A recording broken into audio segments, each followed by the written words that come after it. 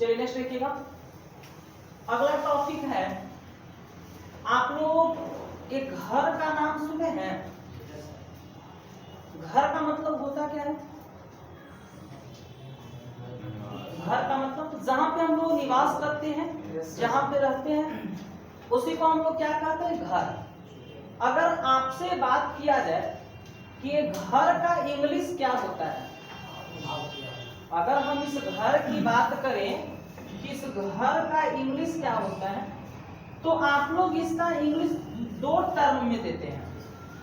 इस घर का जो इंग्लिश है आप लोग दो टर्म में देते हैं। एक तो बात आ जाती है डायरेक्ट रूप से आप लोग बोलते हैं कि सर घर का इंग्लिश जो है वो हाउस होता है, घर का इंग्लिश हाउस होता है। लेकिन एक टर्म में आप लोग बताते हैं कि घर का इंग्लिश क्या होता है? होम होता है। घर का इंग्लिश हाउस भी होता है और इस घर का इंग्लिश होम भी होता है। घर का इंग्लिश हाउस भी होगा और होम भी होगा। लेकिन समस्या ये बनता है कि हम लोग घर के लिए हाउस का प्रयोग कहाँ पे करते हैं और घर के लिए होम का प्रयोग कहाँ पे करते हैं। एक बात आ जाती है हाउस को लेकर और एक बात आती है होम को लेकर। तो बात को ध्यान दीजिएगा कि होम जो आता है वो अपना घर के लिए आता है। होम किसके लिए आता है? अपना घर के लिए। यदि अपना घर है तो उसके लिए होम आएगा। लेकिन हाउस जो है आप इसका प्रयोग कहीं भी कर सकते हैं, चाहे अपना घर हो चाहे किसी दूसरे का घर हो, किसी का भी घर हो, यदि उसकी चर्चा किया जा रहा है तो हम लोग हाउस का प्रयोग कर सकते हैं। इसलिए इसको हम लिख देंगे किसी का भी घर। क्या लिख देंगे? किसी का भी घर। तो किसी का भी घर होगा तो उसके लिए हम लोग प्रयोग किसका करेंगे? हाउस का।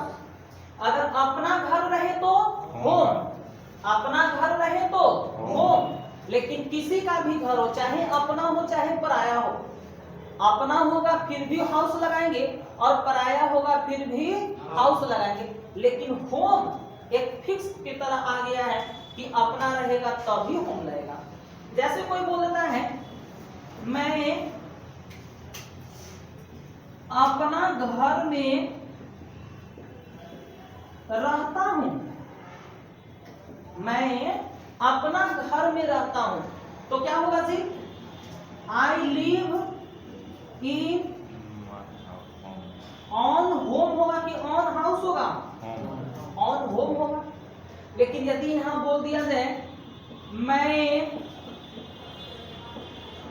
किराए के घर में रहता हूं, मैं किराए के घर में रहता हूं, तब इसका क्या होगा? आई लिव इन रेंट हाउस होगा कि होम होगा जी? अगर होम कर दे तो क्या होगा? गलत होगा। इसका सही स्वरूप रेंट होम के जगह पर हम लोग यूज किसका कर लेंगे? हाउस का करेंगे। एक बार फिर से सुनिएगा, घर यदि अपना रहे तो होम का प्रयोग करेंगे और चाहे घर अपना हो या पराया हो हम प्रयोग किसका करेंगे? हाउस का प्रयोग करते हैं। समझ कीजिए इसको।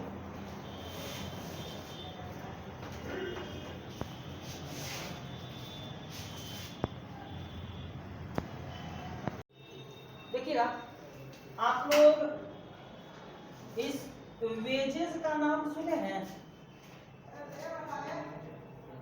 वेजेस का मतलब होता क्या है? देखिएगा, जैसे वेजेस है इसका अर्थ होता है दो रूप में आता है। एक तो होता है वेजेस का मतलब मजदूरी।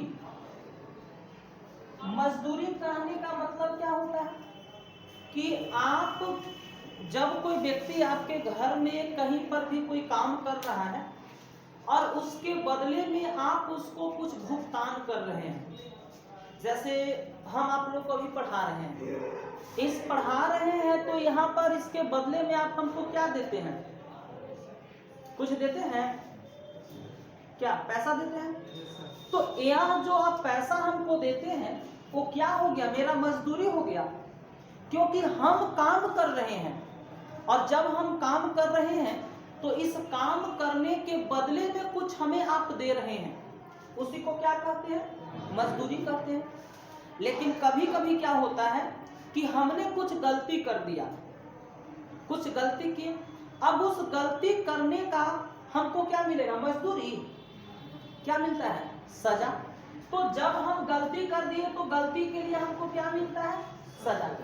काम दो रूप में होगा। देखिए, अगर काम हम अच्छा करते हैं तो इसके लिए हमको क्या मिलता है जी? मजदूरी। अगर काम हम खराब करते हैं तो इसके लिए हमको क्या मिलता है? अर्थात वेजेस का मतलब सजा भी होता है और वेजेस का मतलब मजदूरी भी होगा। वेजेस का मतलब सजा भी होगा और वेजेस का मतलब मजदूरी भी होगा। लेकिन जब वेजेस का प्रयोग जो है, अब यहाँ पे समस्या बनता है। एक पीछे आप लोगों को टॉपिक बताए थे, क्या टॉपिक बताया गया था? कि सीप हो गया, फीस हो गया, ये सभी जो शब्द है खुद सिंगुलर है और खुद प्लूरल है। सीप हो गया, फीस हो गया और बहुत सारे शब्द यहाँ पे आपको दिए थे। क्या दिए थे जी? सीप, फीस, ऑफ स्प्रिंग, ये सब स्टाफ, ये सब जो शब्द है एक खुद सिंगुलर है, खुद प्लूरल है ना। अगर आपको कोई इसका प्लूरल बनाने के लिए कहे तो आप बना पाइएगा? एस या एस इसमें ऐड नहीं होता है। तो इसी तरह से यह वेजेस भी है। यह वेजेस जो शब्द देख रहे हैं एक खुद सिंगुलर है और खुद प्लूरल है। यदि आप चाहिएगा कि इसके अंत में एस जोड़कर हम प्लूरल बना दें तो गलत होगा। अगर आप ये चाहिएगा कि इसके अंत में से एस को हटाकर सिंगुलर बना दे, माइंड ऐसा काम करेगा कि नहीं करेगा? क्योंकि इसमें अंत में क्या है? ईएस है, तो लगेगा कि ओ ऐसा बात है, ईएस हटा देंगे तो सिंगुलर हो जाएगा। किसी का माइंड ये भी काम करेगा कि अंत में एस है, ईएस जोड़ देंगे तो प्लूरल हो जाएगा। लेकिन ऐसा नहीं है बाबू। ये जो शब्द है वेजेस, ये खुद सिंगुलर है, खुद प्लूरल है। जब इस वेजेस का प्रयोग आप मजदूरी के लिए करेंगे, जब इस वेजेस का प्रयोग मजदूरी के लिए करेंगे तो क्या होगा जी? प्लूरल। और जब प्लूरल होगा तो हेल्पिंग वर्ब कैसा लेगा? प्लूरल। लेकिन जब इस वेजेस का प्रयोग सजा के रूप में करेंगे तब यह क्या होगा? सिंगुलर। और जब सिंगुलर होगा तो हेल्पिंग वर्ब कैसा लेगा? सिंगुलर लेता है। यानी आप जान रहे हैं कि वेजेस का मतलब मजदूरी भी होगा और वेजेस का मतलब सजा भी होगा। जब वेजेस का मतलब मजदूरी तो प्लूरल रूप में होगा, वर्ब कैसा लेगा? प्लूरल। लेकिन जब वेजेस का मतलब सजा या दंड हो, यहाँ पर ये भी लिख सकते हैं दंड भी, तब क्या होगा? सिंगुलर होगा। वर्ब कैसा लेगा? सिंगुलर।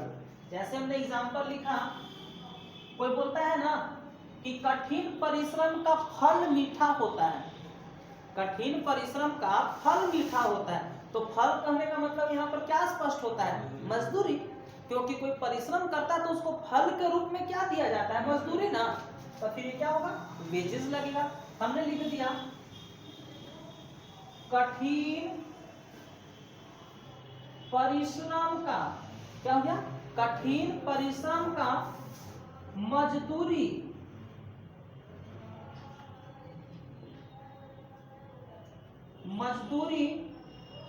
मीठा होता है। कठिन परिश्रम का मजदूरी क्या होता है? मीठा होता है। तो क्या हो जाएगा यहाँ से? The wages of hard work.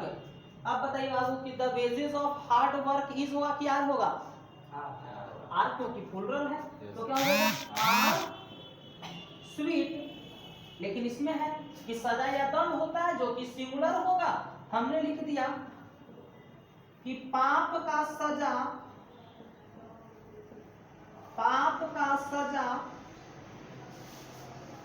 मर चुका है। पहले जो लोग पाप करते थे जी, गलती करते थे, इनको क्या मिलता था? सजा मिलता था ना। लेकिन आज वो सजा नहीं दिया जाता है। जब आज वो सजा नहीं दिया जाता है तो हम उसको क्या बोल सकते हैं? कि पाप का सजा मर चुका है। यानी यहां से बोल सकते हैं the wages of sine is death, कोई कहेगा कि पाप का सजा मर चुका है, यानी यहाँ पे हैज कर लीजिए, ठीक है, यानी प्रेजेंट परफेक्ट टेंस में, तो यहाँ पे हमने हैज का प्रयोग कर दिया है। नोट कीजिए इसको। चलिए अगला पॉइंट देखिएगा। आप लोग पोशाक का नाम सुने हैं? पोशाक का मतलब होता क्या है? पहनावा, कपड़ा। पोशाक का मतलब कपड़ा होता है। जैसे ये जो पोशाक है इसको हम क्लॉथ बोल सकते हैं।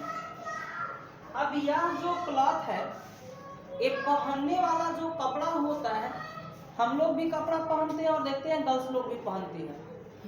ये दोनों का पहनावा जो है, हम उसको क्या बोलते हैं? पोशाक बोलते हैं। चाहे वो लड़की पहने या लड़का पहने, दोनों के लिए हम पोशाक कहते हैं। लेकिन यदि इंग्लिश की बात करते हैं तो इस पोशाक के लिए दो इंग्लिश हम लोग के आगे आता है। एक आपका आ जाता है सूट और एक आता है ड्रेस। एक क्या आता है जी? सूट, और एक क्या आता है? ड्रेस आता है। आप इस पर विचार कीजिएगा कि पोशाक का मतलब पहनावा वाला कपड़ा होता है, तो इसके लिए हम लोग सूट का प्रयोग कब करेंगे और ड्रेस का प्रयोग कब करेंगे? जैसे हम लोग कहीं भी दुकान पे जाते हैं तो क्या बोलते हैं कि वो ड्रेस तो नहीं दिखावा तो बढ़िया में से, बोलते हैं ना। आप देखे होंगे कहीं कहीं टेलर की दुकान पे कि लिखा हुआ रहता है आपको सूट स्पेशलिस्ट, लिखा हुआ देखे हैं। अब सूट स्पेशलिस्ट है कहने का मतलब क्या कि वहां पे लड़कियां का कपड़ा सिलाता है, यही ना। आप लोग नाम सुने सूट सलवार के, तो आपको लग रहा है कि सर ये तो वही सूट है ना जो लड़कियां लोग पहनती है, तो ऐसा नहीं है। आपको बोला जाता है, विवाह में कभी गीत सुने हैं? सूट पहन के यह दुल्हा, सुने हैं ना? तो वो सूट है। यहाँ पे ये सूट का प्रयोग जो होता है वो पुरुष के कपड़ा के लिए होता है, और ये ड्रेस का प्रयोग जो होता है स्त्री के कपड़ा के लिए होता है।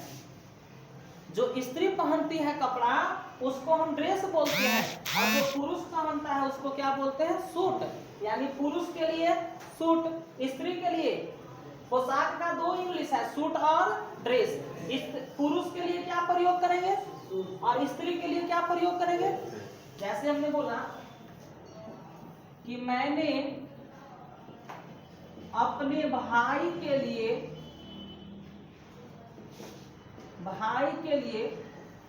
एक पोशाक खरीदा, तो बताइए यहां पर होगा क्या? I bought a suit for my brother, यही होगा ना। यहाँ पे सूट का प्रयोग किसके लिए हो गया? पोशाक के लिए। क्यों? क्योंकि भाई के लिए खरीदा भाई, तो भाई तो पुरुष ना हुआ। अगर यही बोल देता है कि मैंने अपनी बहन के लिए एक पोशाक खरीदा, तो क्या होगा यहाँ से? आई बाउट अ ड्रेस होगा कि सूट होगा? फॉर माई सिस्टर, तो होगा ना।